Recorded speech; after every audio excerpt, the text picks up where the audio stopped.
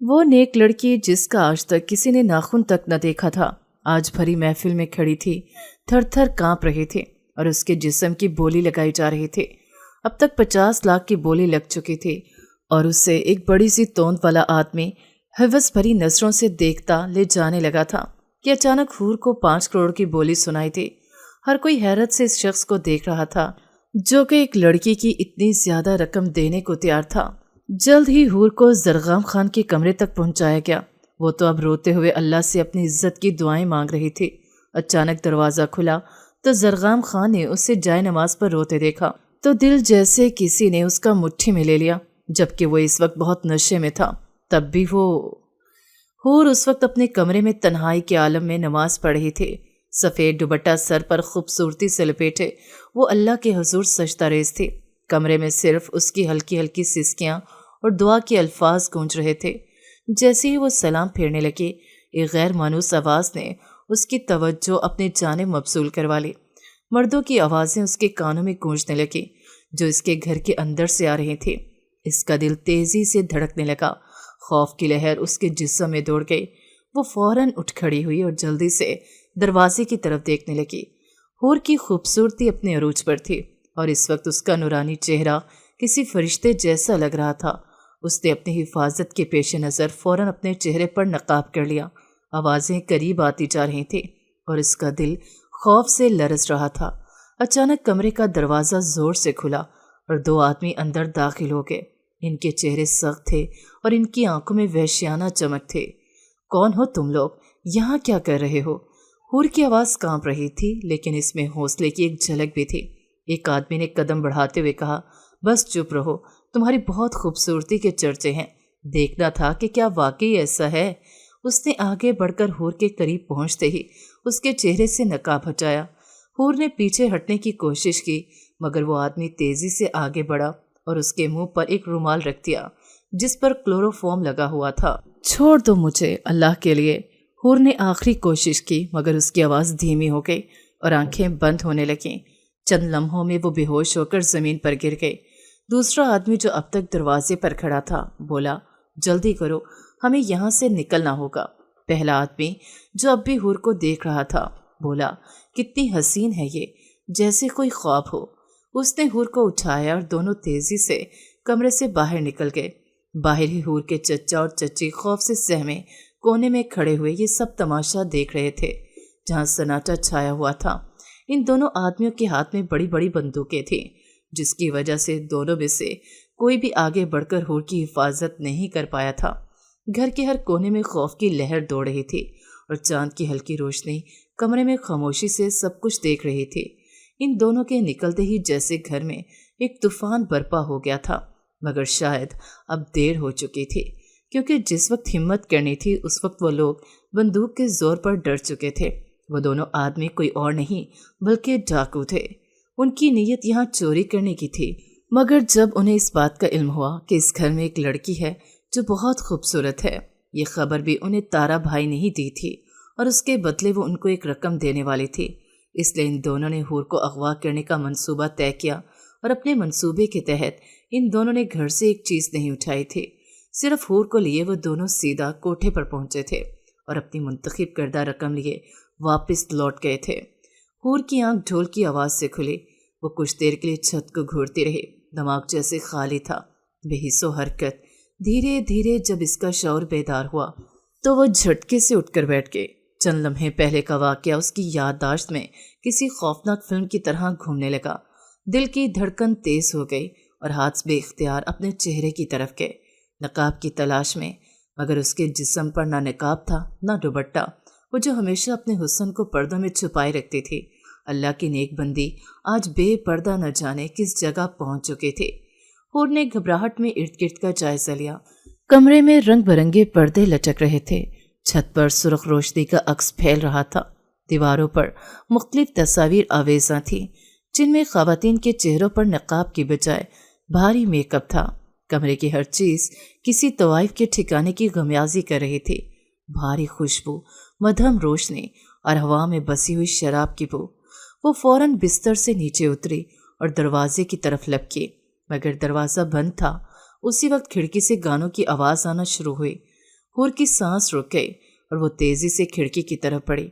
बाहर का मंजर देखकर उसके कदम जमीन में जम गए। सामने चंद औरतें चुस्त लिबास में रंगीन दुपट्टों को घुमा घुमा कर ढोल की ताप पर नाच रही थी। उसकी कमर लचक रही थी और सामने बैठे मर्द कहके लगा रहे थे। उनके दिल लुभाने में मसरूफ थे। हूर की आंखों में आंसू भर आए, लबों से बेख्तियार निकला अल्लाह। सीने पे हाथ रखकर वो खौफजदा हो गई। कदम पीछे हटने लगे और वो दीवार से लगते लगते नीचे बैठ गए। इसके गाल आंसुओं से तर थे। दिल खौफ और शर्मिंदगी से धड़क रहा था। हाथों से चेहरा झांपते हुए वो सर झुकाकर सिसकने लगी। या अल्लाह, मैं यहाँ कैसे पहुँच गई? या अल्लाह, मेरी हिफाजत फरमा। मैं तो तेरा नाम लेती हूँ। या रब, मुझे यहाँ से निकाल दे। उसकी आवाज़ भर आ गई। दिल बेबसी से लरस रहा था। हूर की खूबसूरती इस वक्त भी नुमाया थी। इसके चेहरे पर गम और खौफ की झलक, आंसुओं से नम आंखें और लरसते होंठ वो किसी मुकद्दस रूह की मानत लग रही थी जो गलत जगह पर पहुंच गई हो और अपने रब से हिफाजत की फरियाद कर रही हो। हूर अभी दीवार से लगी बैठी अपने आंसू पूंछ रही थी कि अचानक कमरे का दरवाज़ा ज़ोर से खुला। 2 लड़कियां अंदर दाखिल हुईं, जिनके लिबास हद से ज़्यादा मुख्तसर और बेबाक थे। इनके चेहरों पर भारी और गंदा मेकअप था जो इनकी असलियत को छुपाने में नाकाम था। दोनों हंसती हुई हूर की जाने पड़ी। इनकी हंसी में तलखी और तमस्सुर की आमेज़िश थी। ओहो, ये देखो, यहाँ तो एक और शहजादी आई है, पहली लड़की ने तंज से कहा। दूसरी ने कहका लगाते हुए जवाब दिया, शहजादी क्या, मलका लग रही है। अरे बीबी, यहाँ कोई शहजादे नहीं आते, यहाँ तो सिर्फ चंद खरीदार आते हैं। हूर घबरा कर फौरन खड़ी हो गई। आंखों में खौफ और शर्मिंदगी थी। नहीं, मैं ऐसी नहीं हूँ, मैं एक अच्छे घराने की लड़की हूँ। आप लोग कौन हैं? मुझे यहाँ क्यों लाया गया है? पहली लड़की ने आगे बढ़कर हूर के मुंह पर जोर से थप्पड़ मारा। चुप, यहाँ ऐसी बातें नहीं चलती। अपने अच्छे घराने की कहानी हमें मत सुना। उसने हूर के बाल नोचते हुए गुस्से से कहा। यहाँ पर अगर दोबारा ये कहा कि तुम एक अच्छे घराने की लड़की हो तो तुम्हारा मुंह नोच लेंगे। अब तुम एक तवाइफ हो और ये बात तुम्हें कबूल करनी होगी। हूर के आंसू बेकाबू हो गए। नहीं, अल्लाह के लिए मैं ऐसी नहीं हूँ। अल्लाह का खौफ करो, ऐसा मत कहो। उसकी आवाज़ लरस रही थी। दिल खौफ से कांप रहा था।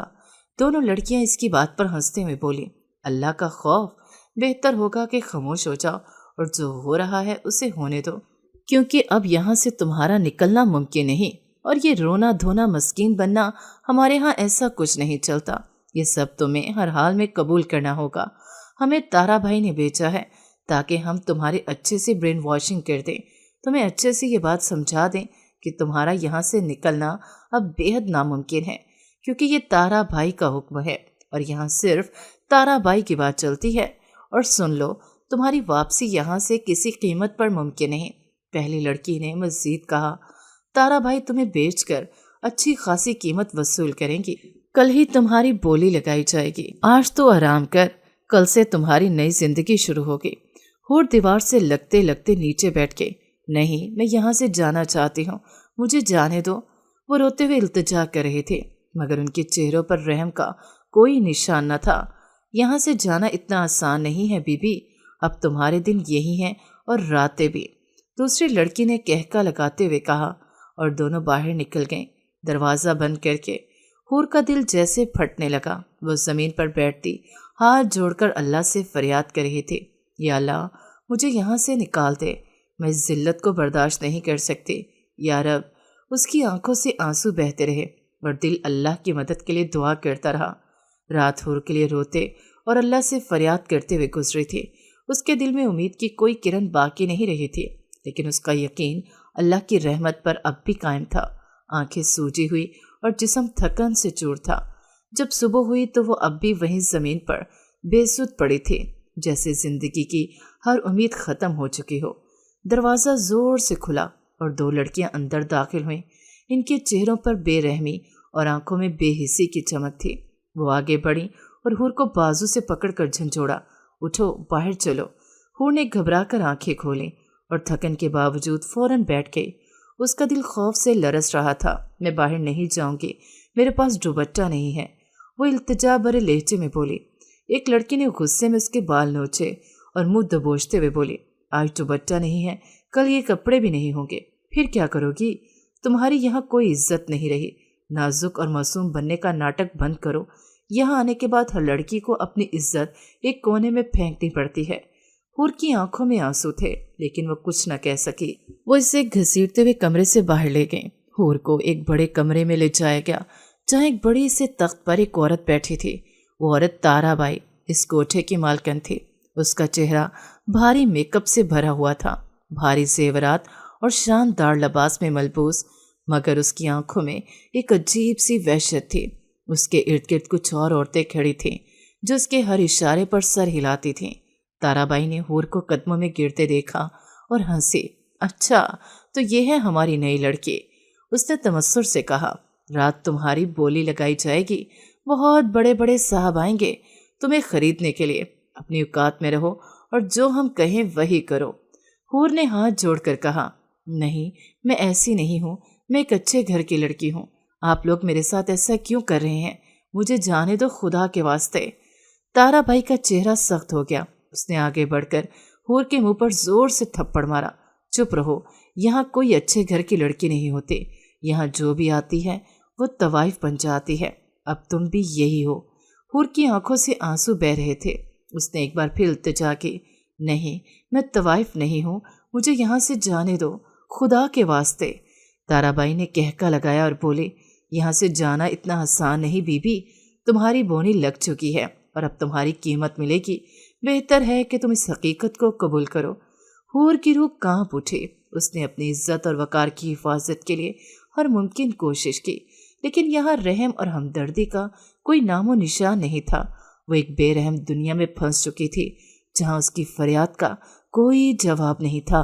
رات کے 10 بجے حور کو اس کمرے سے گھسیٹ کر باہر نکالا گیا۔ وہ لرزتی ہوئی بے بس نگاہوں سے ادھر ادھر دیکھ رہی تھی، جیسے کسی معجزے کی تلاش میں ہو جو اسے اس جہنم سے نجات دلائے۔ اس کی آنکھیں سوجی ہوئی تھیں، چہرہ زرد تھا اور ہاتھ کانپ رہے تھے۔ تارا بھائی کے آدمیوں نے اسے ایک وسیع ہال میں لا کر کھڑا کر دیا، جہاں پہلے سے ہی کئی مرد موجود تھے۔ ان کی نظریں حور کے وجود کو ٹٹول رہی تھیں، جیسے وہ کسی شے کی قیمت لگا رہے ہوں۔ ہال میں روشنیاں مدھم تھیں، مگر حور کے دل میں گھبراہٹ کی روشنی اتنی تیز تھی کہ وہ ہر آنکھ کے پیچھے چھپے ہوئے حوث کو صاف دیکھ سکتی تھی۔ تارا بھائی تخت پر بڑا جمع تھے، چہرے پر ایک شیطانی مسکراہٹ تھی، جیسے وہ کسی بڑے شکار کی توقع میں ہوں۔ اس نے ہاتھ کے اشارے سے بونی شروع کرنے کا حکم دیا۔ یہ ہے ہماری نایاب لڑکی حور۔ تارا بھائی کی آواز بلند تھی، معصوم، پاکیزہ اور خوبصورت۔ بولی کی شروعات 10 لاکھ سے ہوتی ہے۔ حور کی سانس رکنے لگی، اس کا دل زور زور سے دھڑکنے لگا اور آنکھوں میں آنسو تیرنے لگے۔ ہر لمحہ اس کے لیے قیامت سے کم نہ تھا۔ ہال میں موجود ہر شخص اپنی اپنی قیمت لگانے لگا۔ 12 لاکھ، 15 لاکھ، 20 لاکھ۔ حور کی آنکھیں نم ہو گئیں۔ وہ اپنے آپ کو زمین پر گرتا ہوا محسوس کر رہی تھی۔ تارا بھائی ہر بڑھتی ہوئی بولی پر مزید خوش ہوتی جا رہی تھی، جیسے یہ سب اس کے لیے کھیل ہو۔ ہر مرد کی نظر حور کے جسم پر تھی اور حور کے وجود پہ لرزہ طاری تھا۔ 40 لاکھ، 50 لاکھ۔ 50 لاکھ کی بولی سن کر تارا بھائی کی مسکراہٹ مزید گہری ہو گئی۔ واہ، ہماری لڑکی کی تو قیمت بڑھتی جا رہی ہے، اس نے فخر سے کہا۔ حور کا جسم کانپ رہا تھا۔ وہ جو ایک نیک اور باحیا لڑکی تھی، جس کا حسن ہمیشہ پردوں میں چھپا رہا، آج ایک تماشے کی شکل میں سب کے سامنے کھڑا تھا۔ اس کی سانسیں تیز ہو گئیں اور دل خوف سے بھرا ہوا تھا۔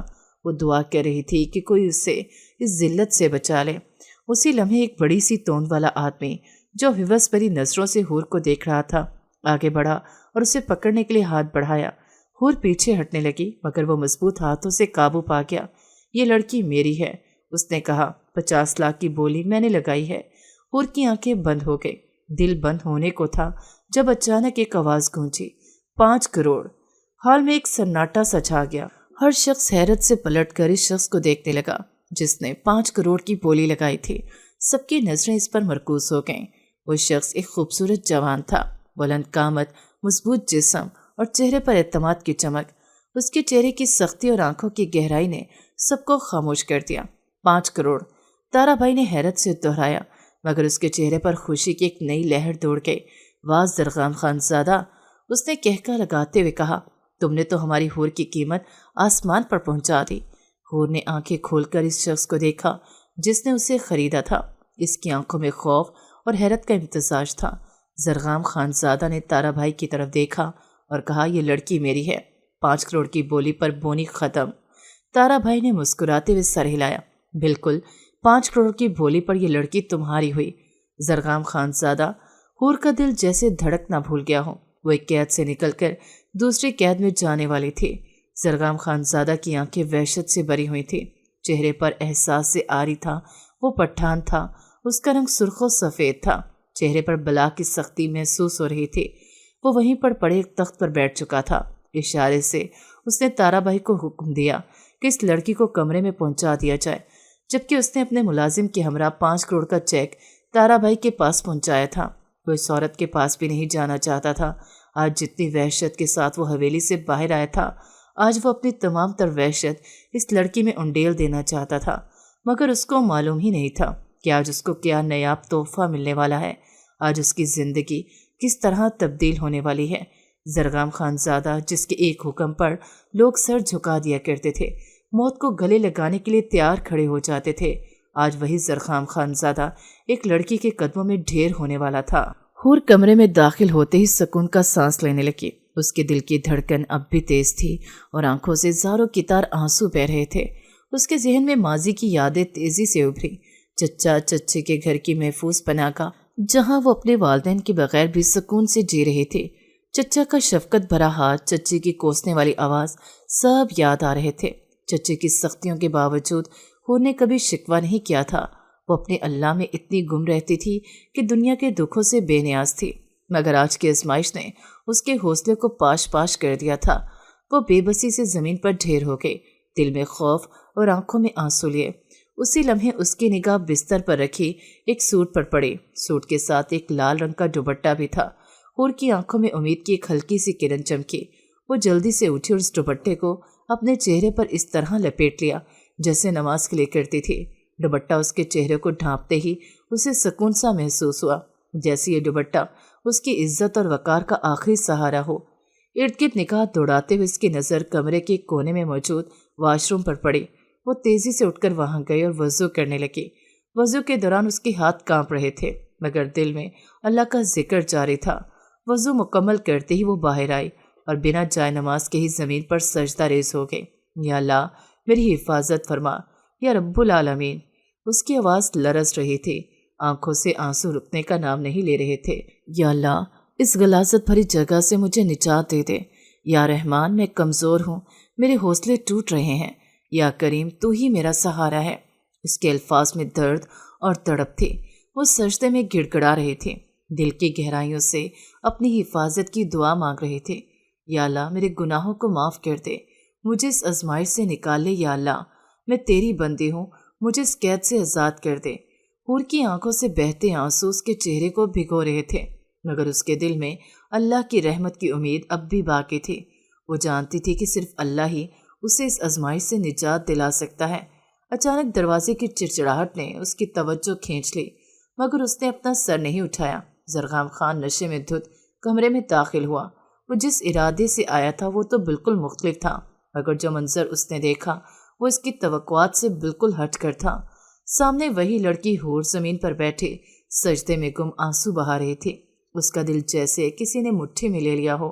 وہ تو صرف حور کا پچھلا حصہ دیکھ کر یہاں آیا تھا، مگر اب اس سے اس فرشتے جیسی معصوم لڑکی کو روتے دیکھ کر ایک عجیب سی کیفیت نے اپنی گرفت میں لے لیا تھا۔ زرغام کی آنکھوں میں شرم اتر آئی۔ وہ جو اپنی رات رنگین کرنے آیا تھا، اس کی نیت میں تبدیلی آ گئی تھی۔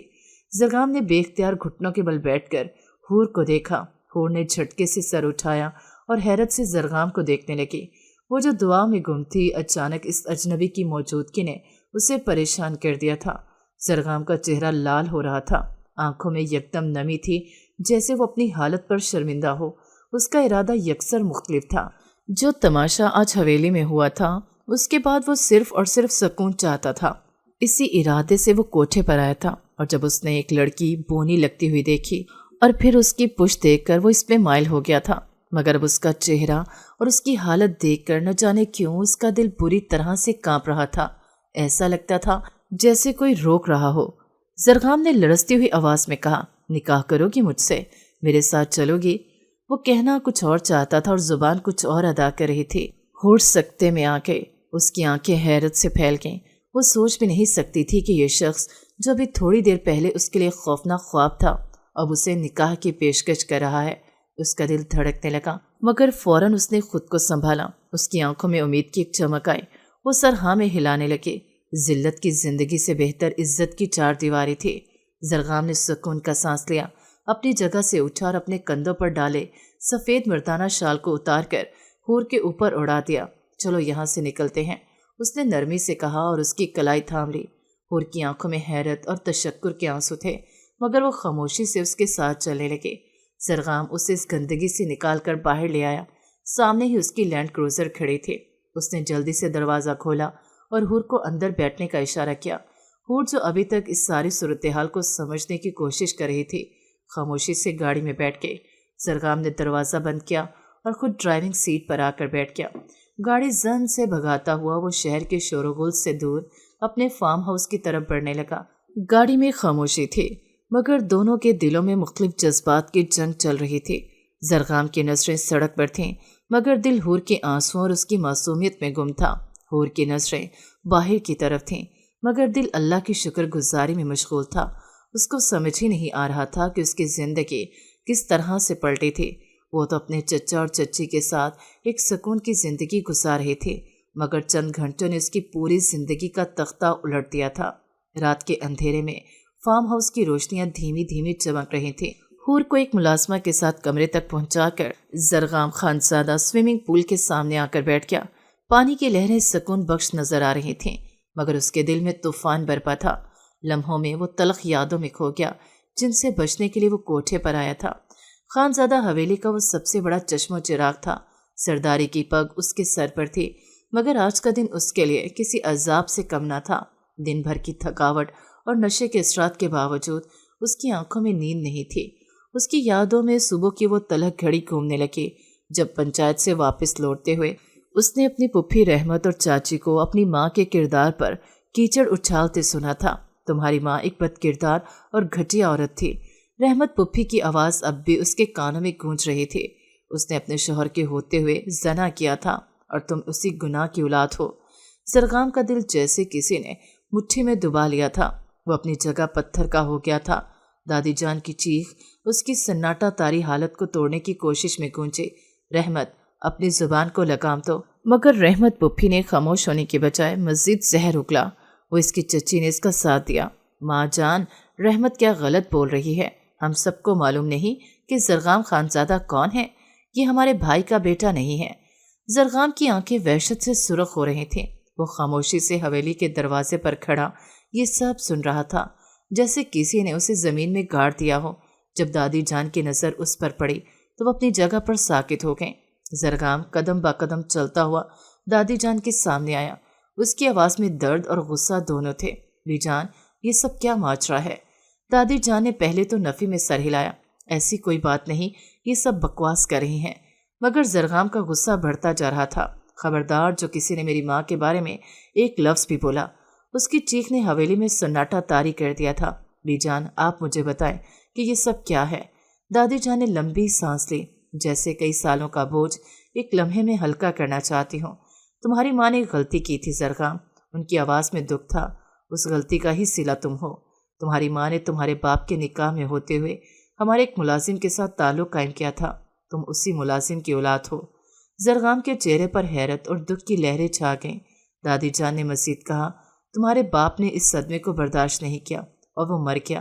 میں نے سب کے منہ بند کروا دیے تھے کہ کوئی کچھ نہ کہے، تم ہمارے خاندان کے وارث ہو، لیکن اب یہ عورتیں چپ نہیں ہو رہی۔ زرغام کے اندر غصے اور بے بسی کا لاوا ابلنے لگا۔ اس کی آنکھوں سے وحشت جھلک رہی تھی۔ وہ حویلی چھوڑنے کا فیصلہ کر چکا تھا۔ میں ان کا خون ہی نہیں تو وہاں کیوں جاؤں؟ اس نے دل میں عہد کیا اور حویلی کو ہمیشہ کے لیے چھوڑ دیا۔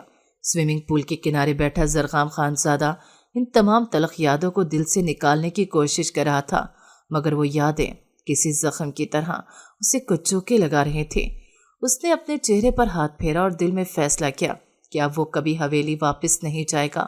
وہ ایک نئی زندگی شروع کرے گا جہاں کوئی ماضی کے سایہ اس کا پیچھا نہ کرے۔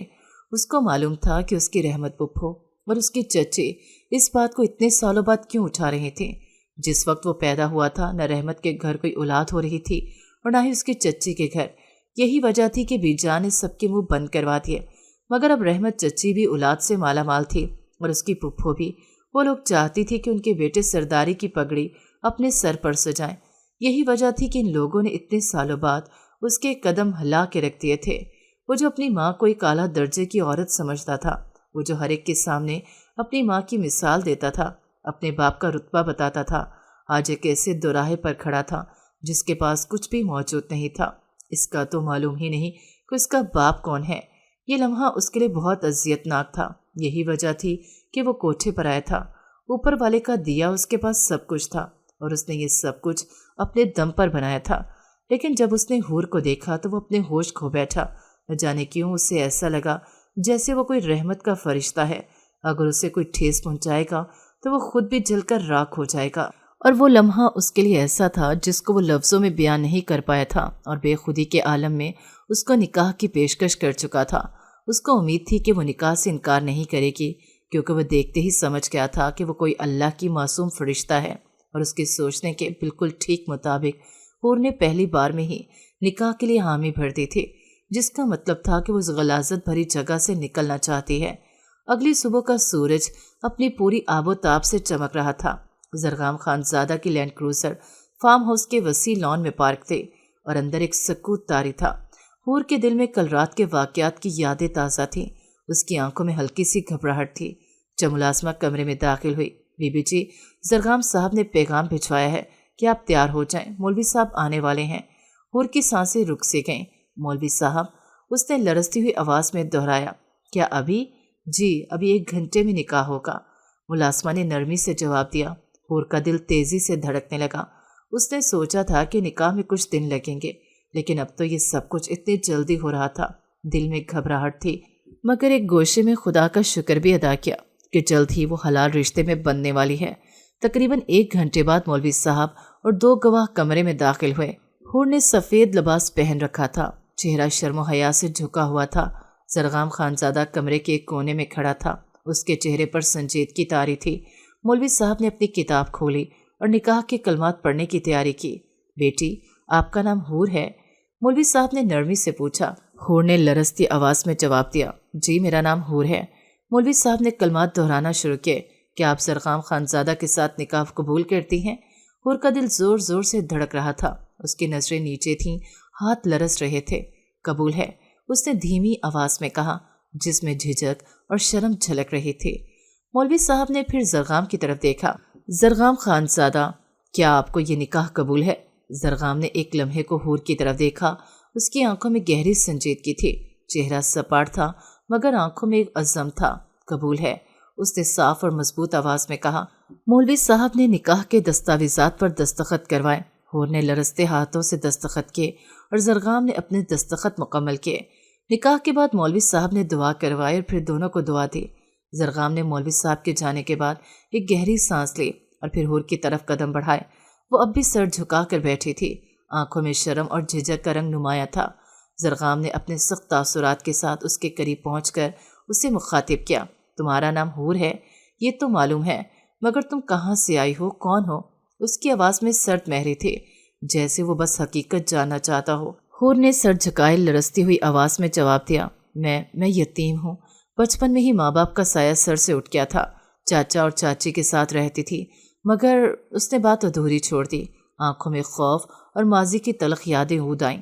زرغام نے سپاٹ انداز میں پوچھا، پوری بات کرو، تمہارا مکمل نام کیا ہے؟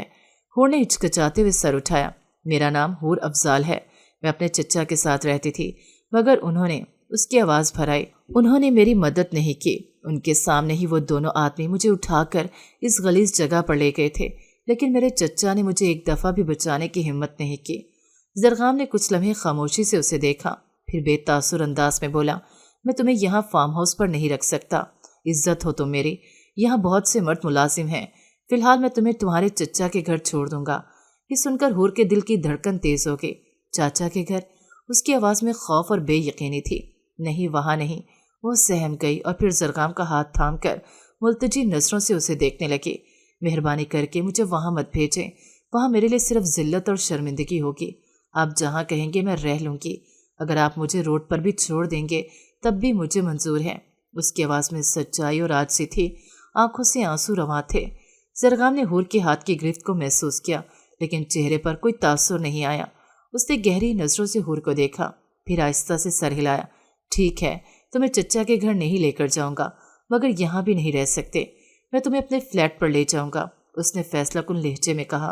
حور نے سر ہلایا، اس کی آنکھوں میں ہلکی سی روشنی چمکنے لگی، جیسے اسے کچھ سکون ملا ہو۔ زرغام نے حور کا ہاتھ چھوڑا اور اسے چلنے کا اشارہ کیا۔ دونوں نے فارم ہاؤس سے باہر قدم رکھا، جہاں زرغام کی لینڈ کروزر انتظار کر رہے تھے۔ زرغام نے خاموشی سے گاڑی کا دروازہ کھولا اور حور کو بیٹھنے کا اشارہ کیا۔ گاڑی کی نرم سیٹ پر بیٹھتے ہوئے حور نے ایک آخری بار فارم ہاؤس کی عمارت کو دیکھا، جیسے وہ ایک خواب تھا جو ابھی ابھی ٹوٹا تھا۔ زرغام نے دروازہ بند کیا، اپنی جگہ سنبھالی اور گاڑی سٹارٹ کی۔ لینڈ کروزر نے فارم ہاؤس سے باہر کی سڑک پر تیزی سے رخ کیا۔ دونوں کے درمیان خاموشی کا ایک بوجھل لمحہ طاری تھا۔ زرغام کی نظریں سڑک پر تھیں، مگر دماغ میں کئی سوالات اٹھ رہے تھے۔ اس لڑکی کے ساتھ جو کچھ ہوا تھا وہ اس کی زندگی کا حصہ نہیں بننے دینا چاہتا تھا، مگر اس کے دل کے کسی کونے میں ایک نرم احساس نے جگہ بنا لی تھی۔ حور کے چہرے پر خوف اور امید کا امتزاج تھا، جیسے وہ اس نئے سفر کے بارے میں خود بھی لا علم ہو۔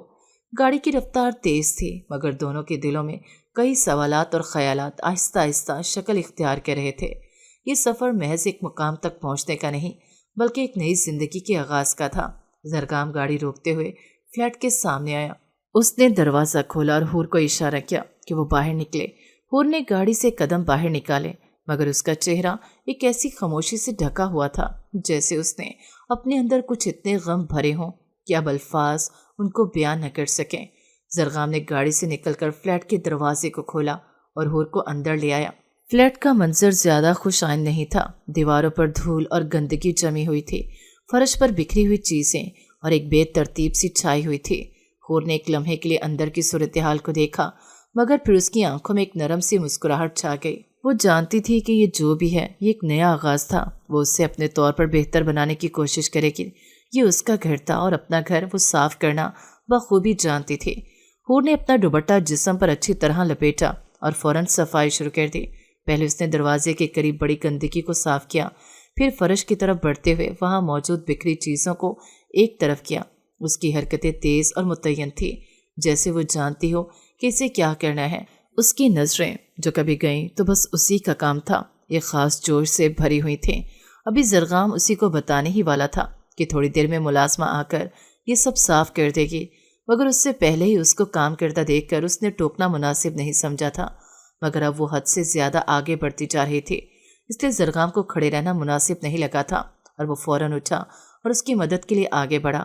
لیکن جیسے ہی وہ اس کے قریب پہنچا، حور نے فوراً اپنے ہاتھ سے اس کا ہاتھ روک لیا۔ شوہر کام نہیں کرتے، وہ سر کا تاج ہوتے ہیں، مزاجی خدا ہوتے ہیں۔ حور نے ہنستے ہوئے سر نفی میں ہلایا۔